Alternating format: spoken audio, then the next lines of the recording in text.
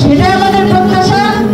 আমরা এখন পর্যন্ত ইলিয়াস আলী সহ যারা গুম হয়েছে তাদের কোনো সন্ধান জানতে পারিনি।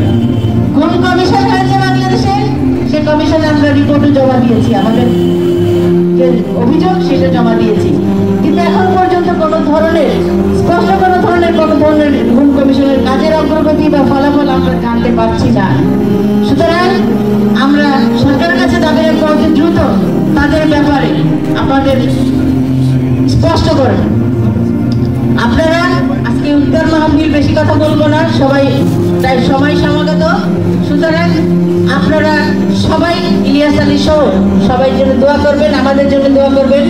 যেহেতু রমজান মাস রহমতের মাস, নাজাতের মাস, মাগফিরাতের মাস, সুতরাং রমজান মাসে দোয়া কবুল হয়। আপনাদের সকলের দোয়াতে আমাদেরকে শরীক রাখবেন। সকল মুসলিম উম্মার প্রতি দোয়া করবেন, আমাদের এই দেশ যেন সুন্দরভাবে চলে, আমাদের দেশকে যেন সাম্যের ভিত্তিতে সুন্দরভাবে আমরা একটি গণতান্ত্রিক পরিবেশে পরিচালিত হতে দেখতে পারি, সেই জন্য দোয়া করবেন। সবার সুস্বাস্থ্য কামনা করছি। সবাইকে ধন্যবাদ জানিয়ে আমি আমার বক্তব্য শেষ করছি। ধন্যবাদ। আসসালামু আলাইকুম। বাংলাদেশ জিন্দাবাদ। বেগম খালেদা জিয়ার দ্রুত সুস্থতা কামনা করছি। বেগম খালেদা জিয়া জিন্দাবাদ। তারেক রহমান জিন্দাবাদ। ধন্যবাদ সবাইকে।